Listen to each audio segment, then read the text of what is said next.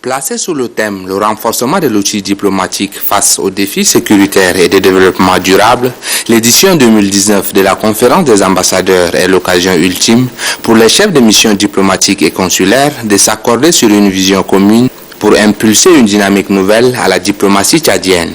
Une diplomatie qui porte la palme d'or du président de la République Idriss Déby Itno. Cette rencontre passera en revue les actions diplomatiques du Tchad. Elle permettra surtout aux chefs de mission diplomatiques et consulaires d'adopter des stratégies qui leur permettront de défendre efficacement les intérêts du Tchad dans les pays où ils y sont accrédités. Le ministre des Affaires étrangères, Mamazen Chérif, exhorte quant à lui les ambassadeurs à transcender les pratiques diplomatiques classiques pour s'intéresser à celles actuelles orientées vers le développement. Notre diplomatie doit sortir du traditionnel chemin pour mieux cerner les transformations liées à la mondialisation et aux multiples défis de diverses natures auxquels le continent africain est confronté. Entre la gestion au jour le jour d'une diplomatie et la difficulté de prévoir avec précision l'avenir, il y a une place pour l'analyse et la réflexion prospective. Les présentes assises constituent donc l'occasion tout indiquée pour mener ensemble cette réflexion prospective et analyser le rôle et la place de notre pays dans ce monde complexe aux problématiques transversales. En traçant les lignes directrices de ces assises qui se déroulent à un moment opportun, le premier diplomate tchadien, Idriss Déby Itno, situe les participants sur les défis sécuritaires et économiques de l'heure. Conscient de l'anarchie qui caractérise les relations internationales, le chef de l'État reconnaît l'urgence d'injecter du sang neuf à l'appareil diplomatique tchadien. Ceci afin qu'il soit plus efficace et qu'il soit en phase avec la vision 2030, le Tchad que nous voulons. Dans ce monde complexe, profondément troublé et en perpétuelle mutation, dont l'évolution est difficile à prévoir, notre pays se doit de renforcer et de moderniser son outil diplomatique pour mieux défendre nos intérêts, tant dans le cadre bilatéral avec chacun de nos partenaires que dans le cadre multilatéral. Dans cette optique, je me félicite de la pertinence et du thème retenu pour ces assises, à savoir le renforcement de l'outil diplomatique face aux défis sécuritaires et de développement durable. Ce thème souligne avec d'éloquence l'impérieuse nécessité de mettre notre outil diplomatique au diapason des impératifs vitaux du développement durable et des défis sécuritaires mettant en péril notre existence et celle de l'ensemble du Sahel, voire au-delà. Mesdames et Messieurs, distingués invités, face aux multiples défis multiformes sus-indiqués, il est extrêmement important de réviser l'action extérieure de notre pays pour mieux saisir le présent dans toute sa complexité et envisager le futur en connaissance de cause. Dans cette perspective, cette conférence des ambassadeurs arrive à point nommé et offre l'occasion d'assigner à notre outil diplomatique des lignes directrices précises et des objectifs clairs par rapport à tous les enjeux majeurs de l'heure.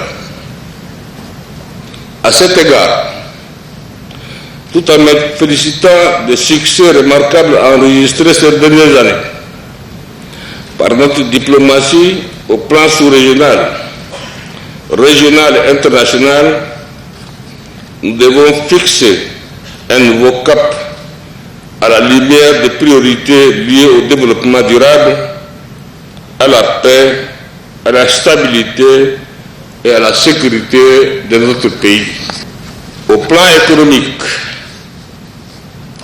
l'outil diplomatique doit absolument se mettre en phase avec la vision 2030, le Tchad que nous voulons.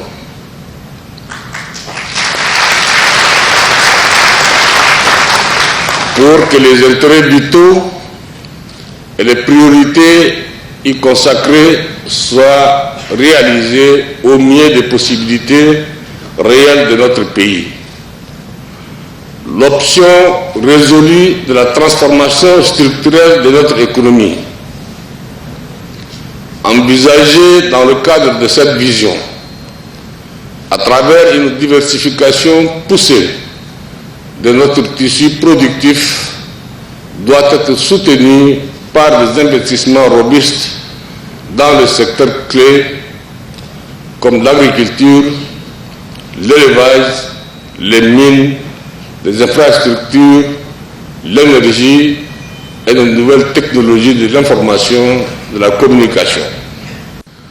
Le terrorisme étant reconnu par la communauté internationale comme une menace à la paix et à la sécurité internationale, le fardeau de la lutte doit être partagé par cette communauté comme elle l'a fait en Afghanistan et au Moyen-Orient principalement.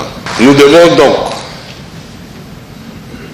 constamment interpeller ceux qui nous ont plongés dans cette situation d'insécurité généralisée et sans être consultés ni préparés, pour leur rappeler leur devoir moral de tenir de multiples promesses qu'ils nous font ici et là lors de conférences internationales, de mobilisation de fonds, en rappelant la responsabilité de la communauté internationale dans la gestion de la tragédie que vivent nos pays. Nous ne demandons pas la charité.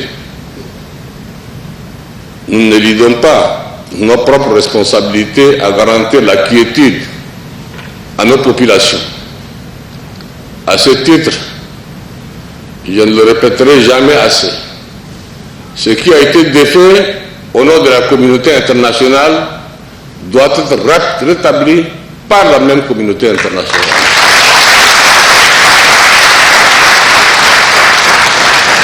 Et cette communauté internationale peut compter sur notre total engagement à vaincre un mal qui n'épargne personne.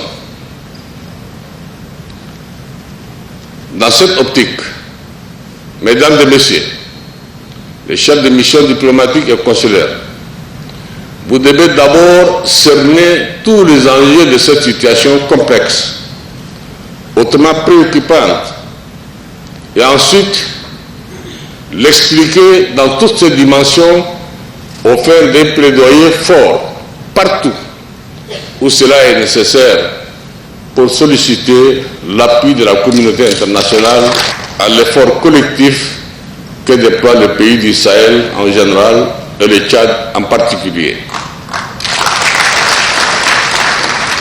Cette approche est aussi valable pour les bailleurs de fonds qui parfois ont tendance à ignorer le poids de l'effort sécuritaire sur notre budget. Les pesantes charges supportées jusque-là par nos maigres ressources ne le seront pas indéfiniment avec la crise économique et financière persistante et dévastatrice.